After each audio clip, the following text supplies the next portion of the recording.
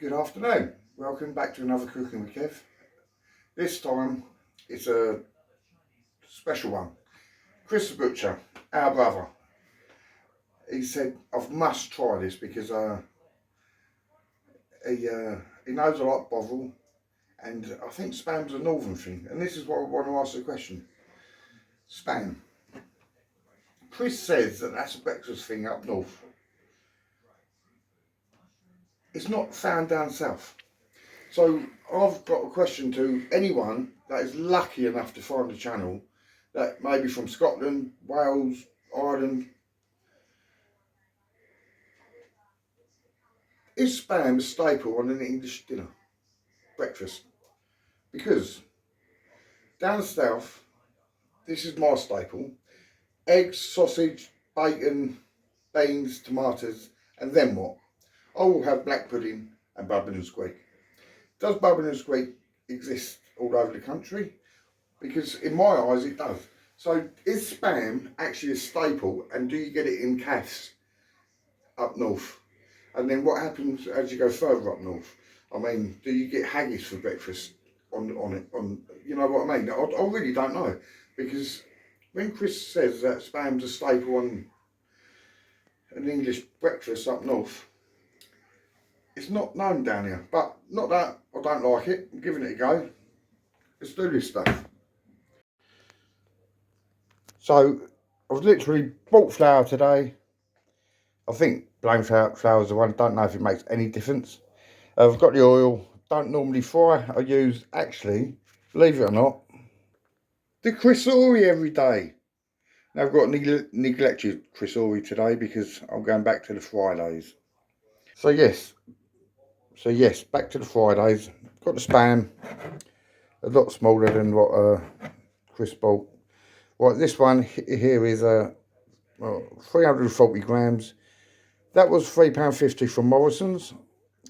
I didn't even reach the £4 mark, Chris. And but they also sold the 200 grams, which was £3. So for extra 50p, you get extra 140 grams. Is unreal. Bin of ball, sunflower oil, one use only, flour. And the thing that I'm going to do a little bit different is I'm going to batter mix a few of them. So that's the only bit I'm going to show that I'm doing, because if you want to see how Chris done the rest of it, you just go over to his channel, because I'm going to literally replicate it. I'm going to grind down the bovil, chop the spam up, flour them up, egg them up, and do exactly what he said on the tin there. And so the only thing new that I'm going to be doing is I'm going to be, when I put the water into the batter mix, is basically the water's going to be mixed with bovil, and just see if it works. So that's going to be my initial bit of flour. This is the eggs beaten. It looks like I've nearly got 50-50 of each. It's probably actually 2/3 to 1. Bovil's going into the last mixture. The egg's going to soak it right up. That looks very bovril-y, so it looks a bit more than what Chris done, to be fair. So you might use a bit more flour, but hey ho, I like a bit of bovril, so it gives that. Come back when the batter's done. So with this batter mix here, I've put in a minute amount of water. So with the amount of batter that I've got, or batter mix, it's 200 mils of water. I've put less than 30 mils in there, I guess. And so because the batter's got to be mixed in with cold water, I've got to make sure that the bovil actually melts into the water. And the batter mix I'm using today is a Golden Fries chip shop batter mix. They do dumplings and all sorts. I see loads in the aisles that was worth actually thinking, they all seem worth a go. But today's, it's all about the batter mix, which I'm mixing with bovil. As you can see, it's not melting too well. Bovil likes to play a hard game at this, but yeah, it will melt down. And then when I give it a mix up in a second, when it's melted down, I'll show you again.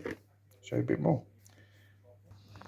Right, so now we're going in with the batter mix in the bovil cold water. Trying to get some sort of batter built up here. Won't bore you with the old stirring, so I'm going to stop stirring right now. So this is Nicky's technique of opening spam. Lucky enough down south we haven't got these silly things that Chris used to open up his tin and the other day. What? You lie. See, this is what she said the other day. Stab underneath and it'd just fall out.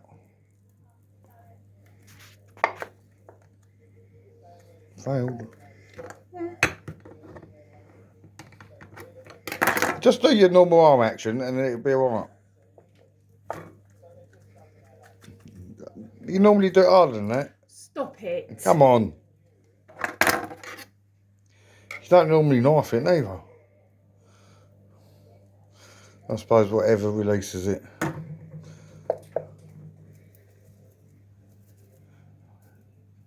Oh, there we go. Right, here goes Chris done big chunks. I'm going to stick by the rule. Because everyone knows the rules. If you know what I mean. Bevo, don't tell the rules. So, chunky chips, I'm going to get 3 out of each.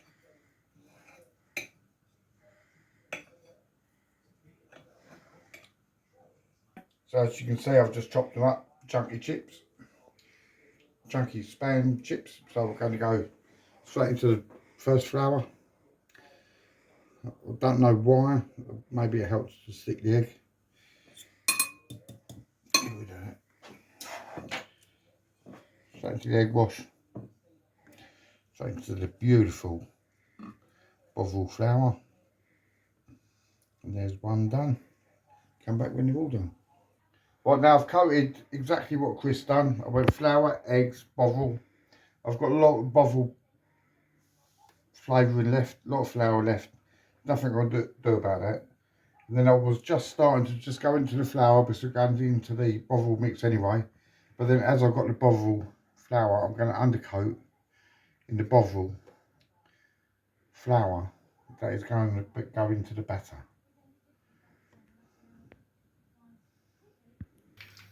So just testing a little bit of spam, the poor little bastard.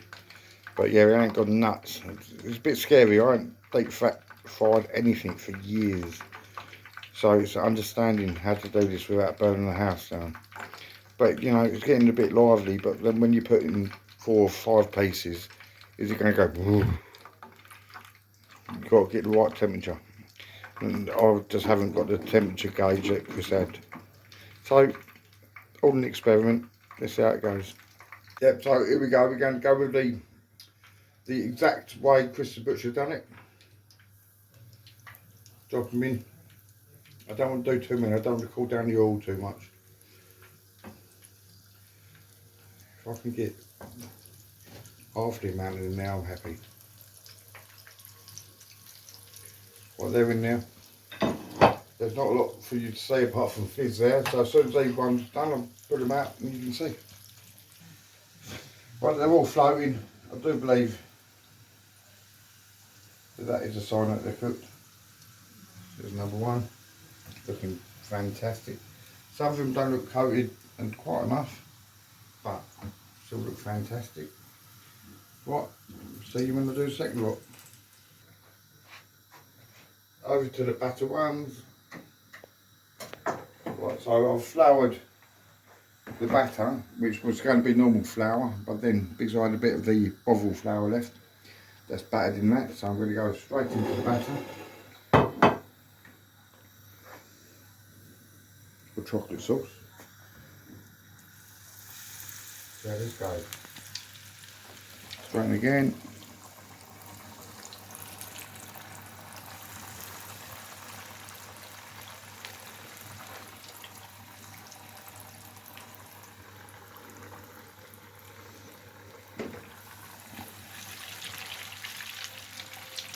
I'm going to go in with a lot here, don't care.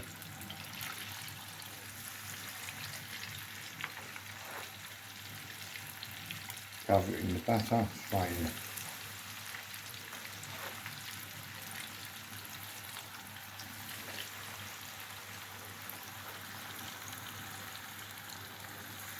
There you go. All in. Go. Straight out with these didn't take long at all. If anything, I've just left them 30 seconds too long. But let's get these out as quick as possible. So I don't want cooking no more.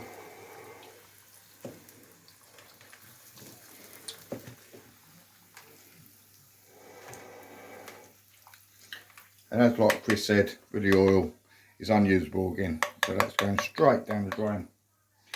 Anyway, that's the finished product. And I will try for you in a second. Oh, now we come down to my favourite bit. All the hassle's out the window now. This is where I get to try.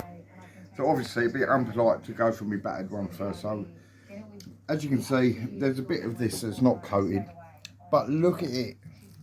It's crispy. But that's the one I'm going with. It looks beautiful.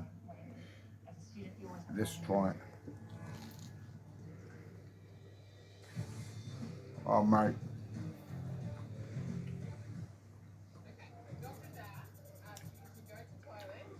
Oh, that's beautiful.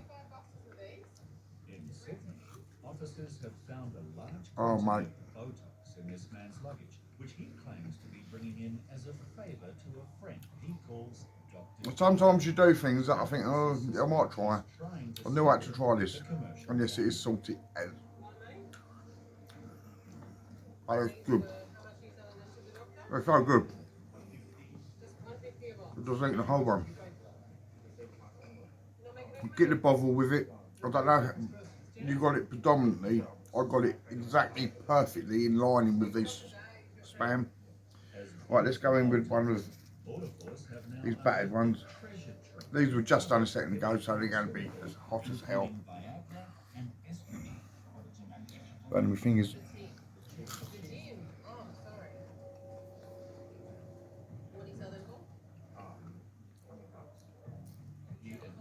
Oh mate, they're just as good. Not better. Oh, it could be better. Oh.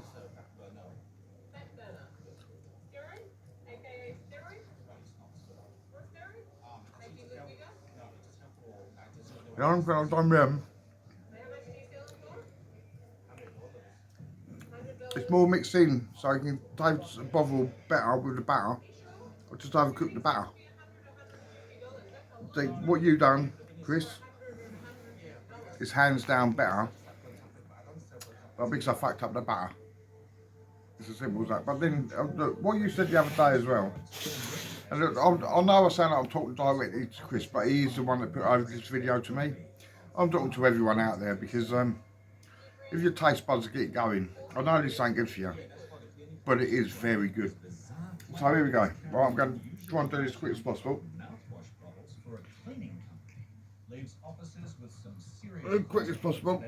A bit of sweet chili sauce, bit of ketchup, sriracha,